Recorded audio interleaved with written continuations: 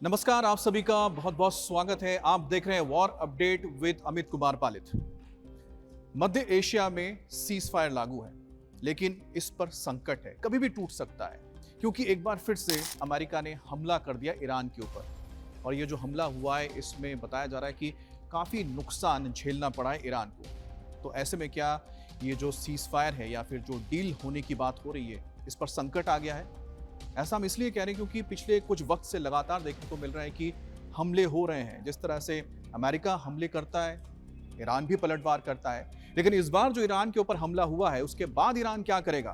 पिछली बार क्या किया था? पिछली बार अमेरिका के एक बेस को निशाना बनाया था। क्या इस बार इससे कोई बड़ा जवाब देने के लिए, हमला करने के लिए ईरान तैयार हो रहा है? तो ऐसे में सीज फायर पर संकट है और साथ ही साथ इस डील पर भी संकट है। क्या ये सीज फायर टूट सकता है जो अप्रैल के महीने से शुरू हुआ है, और ऐसे में ये डील कैसे होगा? तो ताजा खबर है वो सेंट्रल कमांड की ओर से आई है। सेंट्रल कमांड अमेरिका का वो कमांड है जिसके नेतृत्व में इस वक्त मिडिल ईस्ट में ये जंग चल रही है। इस जंग को अंजाम तक पहुंचाया जा रहा है और सेंट्रल कमांड की ओर से कहा गया है कि शनिवार और रविवार को उनकी ओर से हमला किया ईरान के कुछ उन इलाकों में जहां से अमेरिकी हितों को निशाना बनाया जा रहा था, या फिर कह सकते हैं कि अमेरिका के जो मिलिट्री एसेट्स हैं, चाहे उनके वो जहाज हो, ड्रोन्स हो या फिर बेसिस हो, जहां निशाना बनाया गया। देखिए, पिछले दिनों एक खबर आई थी जिसमें अमेरिका की ओर से तो कोई पुष्टि नहीं हुई थी, लेकिन हाँ, अब आप कह सकते हैं कि पूरी तरह से पुष्टि हो चुकी है, क्योंकि उनके MQ-1 ड्रोन को निशाना बनाया गया था। IRGC की ओर से दावा किया गया था कि उन्होंने ईरान के ओर से, ईरान की जो नेवी IRGC की, उसकी ओर से, या फिर कह सकते हैं जो उनका रॉकेट फोर्स है, उनकी ओर से अमेरिका के MQ-1 एक ड्रोन को टारगेट करके गिरा दिया गया था। अब MQ-1 ड्रोन है, ये अमेरिका का एक ऐसा ड्रोन है जिसका काम था कि पूरे पर्शियन गल्फ और साथ ही स्ट्रेट ऑफ हॉर्मुज पर निगरानी करना, और इसी दौरान ये निगरानी का काम कर रहा था। और ईरान के जो ड्रोन्स हैं या फिर उनके मिसाइल कह सकते हैं, रडार के जरिए पहले इसको चिन्हित किया गया, पहले टारगेट को लॉक किया गया और उसको उड़ा दिया गया। अब इसके बाद एक शांति सी आ गई, उसके बाद अमेरिका ने कोई कदम नहीं उठाया। लेकिन शनिवार और रविवार को एक प्लानिंग के तहत ईरान के आइलैंड्स के ऊपर हमले किए गए। जिन आइलैंड्स के ऊपर रडार्स लगे हुए थे, साथ ही साथ मिसाइल रखी हुई थी, ड्रोन्स रखे गए थे, जिसका इस्तेमाल किया जाता था अमेरिका के जो एसेट्स हैं या फिर अंतर्राष्ट्रीय जो मार्ग है, जल मार्ग है, इसके ऊपर से कोई अगर गुजर रहे, जहाज गुजर रहे हैं या अमेरिका के कोई जहाज गुजर रहे हैं, तो उसके ऊपर हमले किए जाते थे। तो कुल मिलाकर सेंट्रल कमांड लंबे वक्त से इस पर नजर बनाए हुआ था और आखिरकार उसने हमला करके एक बड़ा जवाब दिया है यहाँ पर IRGC को। लेकिन इस बीच जो ये ड्रोन गिराया गया है, सेंट्रल कमांड की ओर से सिर्फ ये नहीं कहा गया है कि उन्होंने जो ड्रोन हमले का बदला लिया, उन्होंने साफ कहा है कि ईरान के रडार और ड्रोन ठिकानों पर हमने हमला किया है। जवाब क्या दिया गया, क्यों हमला किया, ये बताया जा रहा है कि एक तरह से डिफेंसिव अटैक है। डिफेंसिव अटैक कब होता है? डिफेंसिव अटैक तब होता है कि जब आप कोई बड़ा ऑफेंस करने जा रहे हैं या फिर आप अपने आप को कहीं ना कहीं सुरक्षित रखना चाहते हैं। इस वक्त पिछले अप्रैल के महीने से जब से इस सीज फायर की शुरुआत हुई है, छिटपुट घटनाएं होती रही हैं लगातार। अमेरिका की ओर से हमले किए गए, कुछ इसी तरह से जो रडार्स थे, ड्रोन साइट्स थे, उनको तबाह कर दिया गया। लेकिन जब ये लगातार चलता हुआ आ रहा है, तो ऐसे में सवाल उठता है कि क्या लंबे वक्त तक ये सीज फायर जारी रह सकता है, या फिर इसी तरह के जब हमले होते रहेंगे तो जो सीज फायर है या फिर जो डील है, उस पर संकट आ ही जाएगा।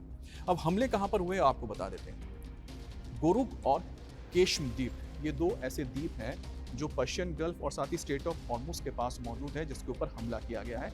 और इन हमलों में बताया जा रहा है कि जो ईरानी एयर डिफेंस सिस्टम है, उसे पूरी तरह से खत्म किया गया है।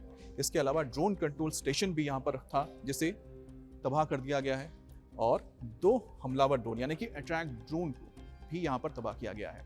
अब अटैक ड्रोन का मतलब वन वे ड्रोन है, यानी कि जिसको एक बार आपने छोड़ा और उसने जाके सुइसाइड, जिसको हम कहते हैं सुइसाइड ड्रोन, इस्तेमाल किया गया है।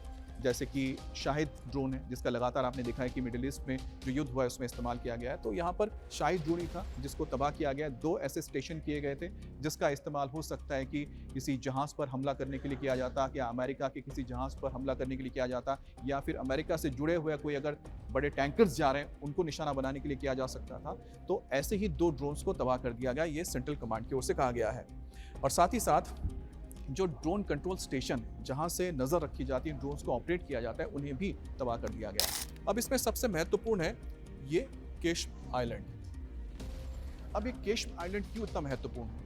क्यों इस पर आपने सुना है कि लगभग पिछले दिनों देखा जाए तो 2 से 3 बार हमले हो चुके हैं अमेरिका की ओर से, और इसे कहा गया कि ये डिफेंसिव स्ट्राइक है। इसकी एक वजह है क्योंकि इसकी जो लोकेशन है इस द्वीप की बहुत महत्वपूर्ण है। इस मैप के जरिए हम आपको दिखाते हैं कि आखिरकार कहाँ पर ये द्वीप है। देखिए, ये स्ट्रेट ऑफ हॉर्मुज है, ये स्ट्रेट ऑफ हॉर्मुज है, और ये है केशम आइलैंड। और यहां पर ही रडार्स लगे हुए हैं, IRGC के, नेवी के, यहाँ पर बहुत सारे ठिकाने हैं, और यहाँ पर ड्रोन्स भी। इसको और समझते हैं, मैं हटा देता हूँ। हाँ, ये देखिए, यही वो आइलैंड है, केशम आइलैंड, जो बिल्कुल स्ट्रेट ऑफ हॉर्मुज के पास है। और ये है हॉर्मुज आइलैंड। ये हॉर्मुज आइलैंड है, इसी के नाम पे स्टेट का नाम पड़ा है हॉर्मुज। और ये जो केशम आइलैंड है, यहाँ पर बड़ी तादाद में IRGC के ठिकाने हैं, यहाँ पर नेवी के भी ठिकाने हैं, साथ ही साथ मिसाइल्स भी यहाँ पर रखे गए हैं, ड्रोन्स भी रखे गए हैं, जिसका इस्तेमाल किया जाता है यहाँ से अटैक करने के लिए UAE पर। अब देखिए कि ये जो इलाका देख रहे हैं, ये दुबई है, ये दुबई है, और ये UAE है, और समझिए ये दुबई है, और ये आप देख रहे हैं कि केशम आइलैंड है, ईरान का है। तो यहाँ से अटैक किए जाते हैं, स्टेट ऑफ हॉर्मुज पे भी अटैक करने के लिए इसी आइलैंड के जो भी यहाँ पर ईरान के नेवी है, इसके अलावा इनके जो रॉकेट फोर्स है, क्योंकि एयरफोर्स तो लगभग ख़त्म ही कर दिया गया है पूरी तरह से, तो जो भी इनके पास इस वक्त एसेट्स बचे हुए हैं, चाहे वो मिसाइल्स हो, ड्रोन्स हो, इसी आइलैंड से दागे जाते हैं। और अमेरिका का जो MQ-1 ड्रोन था, वो भी इसी इलाके में ऑपरेट कर रहा था, ये जो इस क्षेत्र में ऑपरेट कर रहा था, जब यहाँ से बताया जा रहा है कि उसको निशाना बनाया गया और उसे मार गिराया गया। और इसी का जवाब अमेरिका ने लिया है और इस आइलैंड पर हमला किया है। अब इस आइलैंड पर, यानी केशम आइलैंड पर, एक बार नहीं, 2 बार नहीं, कई बार हमले इस तरह से हो चुके हैं। और साथ ही साथ ईरान का जो ये समुद्री इलाका है, जो हॉर्मुज के पास पड़ता है, यहाँ पर भी हमले किए गए। तो कुल मिलाकर अमेरिका कर क्या रहा है? अमेरिका ना सिर्फ अपने ऊपर हुए हमलों का जवाब दे रहे हैं, लेकिन साथ ही जो यहाँ ब्लॉकेड किया गया है, हॉर्मुज के यहाँ ब्लॉकेड जो हुआ है, उसको और ज़्यादा मजबूत करने के लिए और ईरान की ताकत को कम करने के लिए ये हमले किए जा रहे हैं। देखिए, जैसे यहाँ पर रडार्स हैं, रडार्स को ख़त्म किया जाएगा, ड्रोन साइट्स को ख़त्म किया जाएगा, मिसाइल साइट्स को ख़त्म किया जाएगा, तो अमेरिका का जो ब्लॉकेट है इस इलाके में और मजबूत होगा और ईरान की जो ताकत है वो कम हो जाएगी। और यही वजह है कि अमेरिका धीरे धीरे ये जो पूरा इलाका है, इस इलाके में, और ये आइलैंड का जो इलाका है जिसको हम केशम आइलैंड कह रहे हैं, इसको धीरे धीरे न्यूट्रलाइज करता हुआ जा रहा है, ताकि आने वाले वक्त में अगर एक बार फिर से जंग छिड़ जाती है, क्योंकि देखिए हालात तो ऐसे ही बन रहे हैं, डील हो रही नहीं है। अमेरिका जो चाहता है वो ईरान मानने को तैयार नहीं है, और जो ईरान चाहता है अमेरिका मानने को तैयार नहीं है, तो गतिरोध बना हुआ है। लेकिन इस गतिरोध के बीच में, सीज फायर के बीच में, दोनों ही देशों ने एक बड़ा काम किया है। अमेरिका ने अपनी पोजीशनिंग और मजबूत की है इस इलाके में, जैसे ये जो स्ट्रैटेजिक पॉइंट्स है इन पर हमला करते हुए हॉर्मुज के आसपास, और दूसरा उसने अपनी वेपन की जो सप्लाई है उसको फिर से आप कह सकते हैं कि दुरुस्त कर लिया है। उसको एयर डिफेंस सिस्टम के लिए तमाम जो मिसाइलें चाहिए थी उसको एक बार फिर से उसने सप्लाई मंगा ली है इस पूरे इलाके में, क्योंकि यहाँ पर दुबई और बाकी जो इलाके इसके ऊपर हमले होते हैं, और अमेरिका का UAE में बेस भी है। तो ऐसे में ये जो सीज फायर का वक्त है, यहाँ पर जो छिटपुट घटनाएं होती रही है, संकेत है कि आने वाले वक्त में एक बड़ा हमला होने जा रहा है, क्योंकि बातचीत होने की सिर्फ आप बातें सुन रहे हैं, बातचीत होने की आप सिर्फ कहानियां सुन रहे हैं, समझौते को लेकर सिर्फ कहानियां आ रही है, बड़े बड़े बयान आ रहे हैं, लेकिन ज़मीन पर क्या हो रहा है? ज़मीन पर तो ऐसा कुछ हो नहीं रहा है, क्योंकि दोनों की जो शर्तें हैं उसको कोई सुनेगा, कोई जानने की कोशिश करेगा, तो ये बात बिल्कुल क्लियर हो जाती है। मैं आपके आगे आपको बताऊंगा कि ये क्यों हम कह रहे हैं कि चाहे वो सीज फायर हो और चाहे ये समझौता हो या डील हो, इस पर संकट के बादल मंडराने लगे। हमले की बात मैंने आपको बता दी कि हमला हुआ है और जवाबी हमला हो सकता है। अब जवाबी हमला किस तरह से हो सकता है, इससे पहले अगर आपको याद हो तो ईरान की ओर से, ये ईरान है, तो ईरान की ओर से IRGC जो है इसने अमेरिका के एक बेस को निशाना बनाया था। हालांकि इसको लेकर बताया बहुत ज़्यादा चीज़ें सामने निकल कर नहीं आई।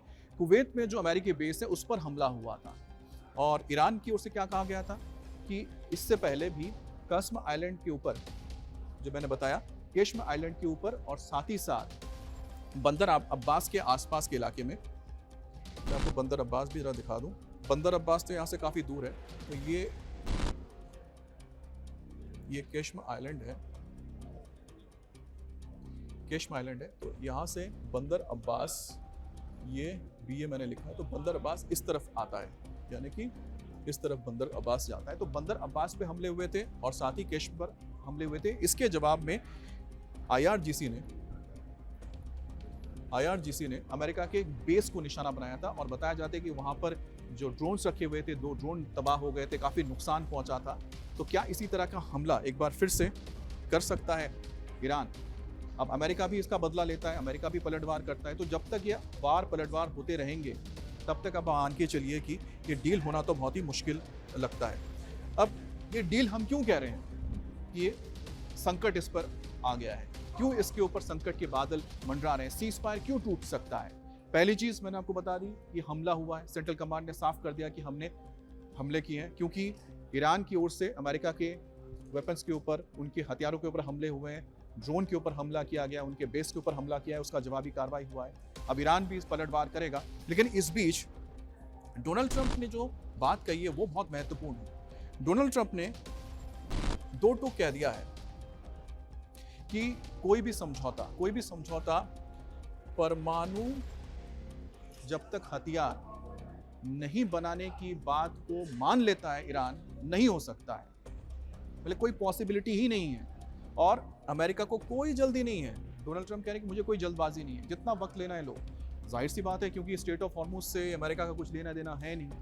वहाँ पर ब्लॉकेड पहले से लगा हुआ है, जिसका खामियाजा मिडिल ईस्ट को भुगतना पड़ रहा है, एशिया के देशों को भुगतना पड़ रहा है, पूरी दुनिया को भुगतना पड़ रहा है, यूरोप को भुगतना पड़ रहा है और साथ ही साथ ईरान को भुगतना पड़ रहा है। और यही वजह कि उसको कोई जल्दबाजी नहीं है, क्योंकि वो जो डील चाहता है वो अमेरिका के हित में चाहता है और डोनाल्ड ट्रंप अपने हित में चाहते हैं। तो उनका हित क्या है? उनका हित है कि ईरान परमाणु हथियार नहीं बना सकता, ये पहली शर्त है। दूसरा ये कि उसका जो परमाणु कार्यक्रम है उसको बंद करना पड़ेगा। तीसरा शर्त यह है कि जो वहाँ पर एनरिच यूरेनियम रखा हुआ है वो अमेरिका यानी कि डोनाल्ड ट्रंप को दिया जाए। और अगर डोनाल्ड ट्रंप ये हासिल करने में कामयाब हो जाते हैं तो आप समझिए कि अपने देश में हीरो बन जाएंगे, क्योंकि 1979 जो इस्लामिक रेवोल्यूशन हुआ था वो अमेरिका के लिए एक बहुत बड़ा चोट आघात था, क्योंकि इससे पहले ईरान के साथ अमेरिका के बहुत अच्छे संबंध थे। लेकिन 1979 में जैसे ईरानी रेवोल्यूशन हुआ, इस्लामिक रेवोल्यूशन हुआ, उसके बाद दोनों देशों के बीच कहते हैं ना कि सांप और नेवले जैसी हालत हो गई। दोनों एक दूसरे पे भरोसा नहीं करते हैं। इस्लामिक जो सत्ता वहाँ पर मौजूद है वो अमेरिका को अपना दुश्मन मानती है। डेथ टू अमेरिका 24 घंटे वो जागते रहते हैं। तो ऐसे में अगर डोनाल्ड ट्रंप ये डील करते हैं और अपनी शर्तों पे करते हैं, जो मैं बता रहा हूँ अपनी शर्तों पे करते हैं, तो ऐसे में डोनाल्ड ट्रंप अपने देश के हीरो बन जाएंगे। और यही वजह है कि डोनाल्ड ट्रंप जल्दबाजी में है ही नहीं। वो चाहते हैं कि ज़्यादा से ज़्यादा दबाव डाला जाए और ये दबाव डालने का ही असर आप देख रहे हैं कि लगातार ये डील को लेकर सिर्फ बातचीत होती है, कहानियाँ आती हैं सामने, लेकिन कुछ ठोस निकल कर सामने नहीं आता है। और जिस तरह से डोनाल्ड ट्रंप कह रहे हैं कि वो कई मुद्दों पर संतुष्टि नहीं है, तो सबसे बड़ी बात तो ये है कि परमाणु हथियार वाला मुद्दा है और परमाणु जो यूरेनियम है, न्यूक्लियर पावर प्रोजेक्ट है, ये तमाम चीज़ें हैं, न्यूक्लियर प्रोजेक्ट है उनके, वो एक मसला है। दूसरा है कि वो किसी भी तरह कोई कमज़ोर समझौता नहीं करेंगे। कमज़ोर समझौता क्या है? कमज़ोर समझौता है कि अगर अमेरिका को ईरान के सामने झुकना पड़े, और वो पहले बता चुके हैं कि ओबामा ने जो डील की थी ईरान के साथ, वैसा वो डील नहीं करने वाले हैं, जिसमें ईरान को फ़ायदा हुआ, अमेरिका को कोई फ़ायदा नहीं हुआ। और अमेरिका किसी भी हालत में नहीं चाहता है कि किसी भी हालत में कि सिर्फ युद्ध विराम लक्ष्य नहीं है, बल्कि सबसे महत्वपूर्ण है परमाणु कार्यक्रम और प्रभावी नियंत्रण। सीज फायर मकसद नहीं है, मकसद सिर्फ एक ही है कि न्यूक्लियर जो प्रोजेक्ट वहाँ पर है और न्यूक्लियर जो वहाँ पर आप कह सकते हैं कि अलग अलग फैक्ट्रीज बनी हुई है, चाहे वो नतान्स हो, फार्दो हो, ये जो तमाम साइट्स है, तो न्यूक्लियर प्रोग्राम आप नहीं चला सकते हैं। ईरान के लिए न्यूक्लियर प्रोग्राम पूरी तरह से बंद करना होगा और उसके बाद ही अमेरिका इसके लिए तैयार होगा। और दूसरी बात है कि पैसे को लेकर भी बात हो रही है कि अगर डील हो जाती है तो अमेरिका सैंक्शंस हटा लेगा और जो कई सारे जो उनके अलग अलग बैंक खातों में पैसे जमा हैं ईरान के वो दे देगा। इस पर भी डोनाल्ड ट्रंप अभी सोच रहे हैं, कोई फैसला नहीं लिया है। अगर वो पैसा देंगे भी तो भी ध्यान रखिएगा अमेरिका ये तय करेगा कि वहाँ जो भी पैसा जा रहा है उसका फ़ायदा इनडायरेक्ट तरीके से किसको फ़ायदा हो, अमेरिका को। यानी कि जो भी वहाँ पर पैसा दिया जाएगा, वो पैसे जो खर्च होंगे वो अमेरिकी कंपनी के पास आना चाहिए। तो ये डील इसी तरह का होने जा रहा है जो कमज़ोर समझौता नहीं होना चाहिए, अमेरिका के फ़ायदे में होना चाहिए। और ट्रंप की जो ये दो टूक है ये साफ है बताने के लिए कि IRGC इन शर्तों के लिए तैयार नहीं हो सकती। और IRGC ने अगर मान लिए सारी शर्तें तो मान लीजिए कि ईरान में सत्ता का परिवर्तन हो चुका है। इस्लामिक रेवोल्यूशन के बाद जो वहाँ पर सत्ता आई थी वो ख़त्म हो चुकी है। और अगर IRGC इसके लिए तैयार नहीं है तो आप जानते हैं कि क्या होने जा रहा है। ये गतिरोध है और आगे चलकर इसका संघर्ष में एक बार फिर से बदलना तय है। अब इस बीच एक और खबर आई जिसमें जो कई सारे जो हम आपको बातें बता रहे हैं उसको और ज़्यादा आप कह सकते हैं कि पुख्ता ढंग से आपके सामने या दुनिया के सामने रखता है। वह इस्तीफे की अफवाह उड़ी कि मसूद पेजेश्कियन ने इस्तीफा दे दिया। राष्ट्रपति ईरान के लोकतांत्रिक ढंग से चुनकर आए हैं, लेकिन सत्ता वहाँ पर IRGC की चलती है। खुद राष्ट्रपति भी परेशान है इस बात से। हालांकि जैसे ही ये बात सामने आई कि उन्होंने इस्तीफा दिया है तो ईरानी जो मीडिया है इसको IRGC कंट्रोल करता है। तो IRGC की ओर से कहा कि अफवाह है, सच्चाई नहीं है।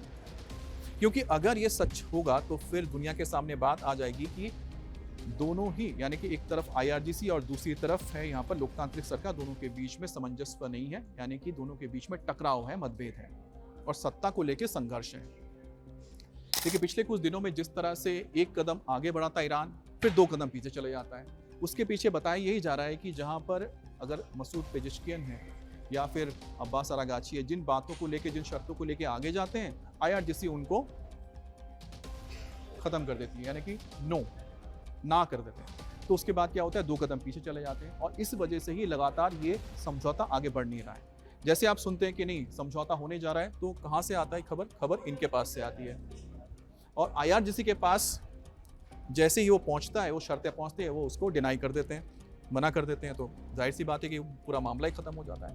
अब जो IRGC के साथ टकराव है ये अपने आप में ईरान के लिए आप कह सकते हैं कि एक बड़ी सिरदर्दी है इस वक्त, क्योंकि इसी वजह से ये जो पूरी डील है ये डील नहीं हो पा रही, क्योंकि सत्ता IRGC के पास है और IRGC इस डील को लेकर अपनी शर्तों पे जाना चाहता है। उसकी शर्तें क्या हैं? अब IRGC की जो शर्तें हैं वो भी अपने आप में बहुत महत्वपूर्ण है। IRGC की शर्त तो सबसे पहले कि वो न्यूक्लियर प्रोग्राम बंद नहीं करेंगे और ना ही वो न्यूक्लियर एनरिच यूरेनियम वो अमेरिका को देंगे, ये मान के चलिए। तीसरी चीज़ है state of Hormuz. State of Hormuz पे भी IRGC अपना कंट्रोल रखना चाहता है। उसको पता लग गया कि एक ऐसा ट्रम्प कार्ड है उसके पास, एक ऐसा हथियार है जिसका इस्तेमाल वो पूरी दुनिया को ब्लैकमेल करने के लिए कर सकता है। नहीं तो टोल कौन लगाता है? अब वो टोल लगाते हैं, उनका कहना है कि हम टोल किस लिए लगा रहे हैं? टोल इसलिए लगा रहे हैं कि जिससे कि पर्यावरण को नुकसान ना हो, पर्यावरण के लिए। तो भाई पर्यावरण के लिए अगर टोल टैक्स लेना था तो पहले ले लेते ना। इतने सालों से वहाँ पर आवाजाही हो रही है तब तो पर्यावरण खत्म नहीं हुआ, अचानक इस वक्त क्यों हुआ? तो कुल मिलाकर ये एक स्ट्रैटेजी है IRGC की। लेकिन इस बीच जो मसूद पेजेश्कियन है उनके लिए भी एक बहुत बड़ी दिक्कत ये है कि जो ये सुधारवादी है, तो सुधारवादी और साथ में एक तरफ है कट्टरपंथी जो IRGC है, तो दोनों के बीच में कहीं ना कहीं टकराव आ रहा है। और टकराव इसलिए पैदा हो रहा है कि पिछले लंबे वक्त से ईरान और ईरान के लोगों को एक बुरी आर्थिक हालत से गुजरना पड़ रहा है। अब भले ही वहाँ पर आपको जो तस्वीरें आती है ना, लोग कई वहाँ पर मीडिया कर्मी भी गए, उन्होंने बताया कि देखिए यहाँ पर दुकानें भरी हुई हैं, सब कुछ यहाँ पर सामान है, लेकिन वो तो तेहरान तक आप देख रहे हैं ना। ठीक है, खाने पीने का सामान यहाँ पर रशिया की ओर से आ ही रहा है, कैस्पियन सी तो खाली पड़ा हुआ है, उस रूट में कुछ हुआ ही नहीं, उस रूट से रशिया की ओर से आ जाता है या चाइना की ओर से आ जाती है। लेकिन देश के अंदर आर्थिक स्थिति बहुत ख़राब है, क्योंकि आपको कुछ भी अगर लेना है तो डॉलर्स चाहिए होते हैं और एक्सचेंज रेट इस वक्त बहुत हाई है वहाँ पर और लोग इससे बहुत परेशान हैं। अगर आपको याद हो कुछ वक्त पहले जब ईरान के अंदर एक बड़ा आंदोलन हुआ था तो उसमें बाजारी लोग कह रहे हैं ना, बाजारियों ने ये आंदोलन किया था। बाजारी कौन है? बाजारी है वहाँ के व्यापारी, ट्रेडर्स। और ट्रेडर्स एक महत्वपूर्ण वहाँ का ब्लॉक माना जाता है। ये वही लोग हैं जिन्होंने 1979 में इस्लामिक रेवोल्यूशन के लिए फंडिंग की थी और अपनी अपनी क्या कह सकते हैं, जो भी उनके पास पूंजी थी सब कुछ दिया था, यानी सपोर्ट दिया था पूरी तरह से बाजारी लोग जो ट्रेडर्स थे ईरान के। अब यही ट्रेडर्स लगातार परेशान हो रहे हैं सरकार की वजह से। जो मौजूदा IRGC है, अब IRGC को तो जाहिर सी बात है कि अपना गुस्सा निकाल नहीं सकते, तो क्या होता है जो लोकतांत्रिक सरकार है उनके ऊपर गुस्सा निकालते हैं, उनके नेताओं को बताते हैं जिनको उन्होंने चुनकर भेजा है। तो ये जो बाजारी या ट्रेडर्स हैं ईरान के, ये इस वक्त परेशान चल रहे हैं क्योंकि एक्सचेंज रेट बहुत हाई है, ज़्यादा आपको डॉलर्स देने पड़ेंगे कुछ भी लाने के लिए, तो महंगाई बहुत ज़्यादा ऊपर चले जाती है, जिससे उनका जो व्यापार है चौपट हो रहा है। और जब पैसा नहीं होगा तो फिर आप जानते हैं कि ज़िंदगी चल नहीं सकती है। और एक बहुत ही महत्वपूर्ण आप कह सकते हैं कि एक विषय है जो इस वक्त ईरान के अंदर चल रहा है, और क्या ये एक बार फिर से यही ट्रेडर्स को इतना कह सकते हैं कि इस कदर मजबूर कर दे कि वो सड़कों पर आ जाए और एक बार फिर से वो विद्रोह देखने को मिले, वो आगजनी देखने को मिले सरकार के खिलाफ या IRGC के खिलाफ या इस इस्लामिक सत्ता के खिलाफ। अब अमेरिका और इजराइल की कोशिश यही होगी कि किसी तरह से इस गुस्से को और हवा दो, और उसके संकेत मिलने शुरू हो गए हैं। उसके संकेत कहाँ से मिल रहे हैं? मसूद पेजेश्कियान के उस इस्तीफे की खबर से, और साथ ही इन्होंने जो एक पोस्ट किया है सोशल मीडिया पे इन्होंने लोगों से कहा है कि इस वक्त जो हालात हैं इसको लेकर लोगों को समझना होगा। अब क्या देश हित भी देखना है और इनको अपने हित भी देखने हैं। उन्होंने लोगों से कहा है कि अब आपको चुनना है कि आप किस के हित में काम करना चाहते हैं, अपने हित के लिए या देश के हित के लिए। तो ये जो संदेश दिया गया है और साथ ही साथ जो इस्तीफे की बात आई है, वो जाहिर है कि इस वक्त जो अंदर ही ईरान के अंदर चल रहा है और जो सत्ता संघर्ष है एक IRGC के बीच में और एक लोकतांत्रिक सरकार जो चुनकर आई है उसके बीच में, अब धीरे धीरे सामने आ रही है।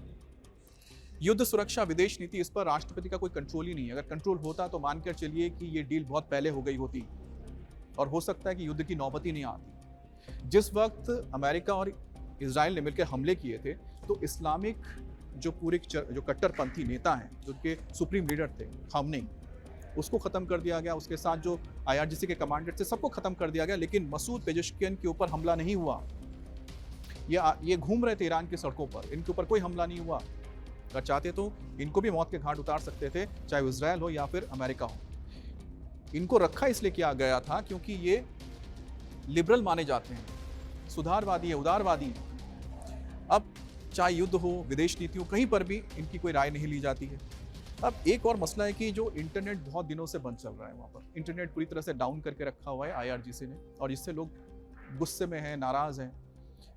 साथ ही साथ अमेरिका के साथ जो वार्ता हो रही है इसमें भी इनकी राय ली नहीं जाती है, क्योंकि कुछ शर्तों को लेकर जैसे मैंने बताया कि ये तैयार होते हैं कि ठीक है हम ये मानने के लिए तैयार हैं। IRGC के पास जाता है, सुप्रीम कमांडर के पास जाता है, मुश्तबा खमेनी के पास, और फिर वापस जब आता है तो उसमें या फिर नो यही लिख दिया जाता है, तो डील आगे बढ़ नहीं पाती है। तो इस वक्त जो आप हालात देख पा रहे हैं, एक तरफ देखिए मैंने आपको कुछ चीज़ें बताई, इसमें एक तरफ अमेरिका की ओर से ईरान के ऊपर लिमिटेड ही सही लेकिन हमले हो रहे हैं। ईरान भी अमेरिका के कुछ बेसिस पर हमले कर रहा है या उनके शिप्स को लेकर टारगेट करता है, उनके ड्रोन्स को लेकर टारगेट करता है, तो दोनों तरफ से हमले हो रहे हैं। IRGC किसी भी लिहाज से अमेरिका के सामने झुकने को तैयार नहीं है, और डोनाल्ड ट्रंप तो झुकेंगे नहीं, वो साफ कर चुके हैं कि न्यूक्लियर प्रोग्राम बंद नहीं होगा, यूरेनियम अपने हाथ में नहीं आएगा, हॉर्मुज़ खुलेगा नहीं, तो हम डील करेंगे नहीं।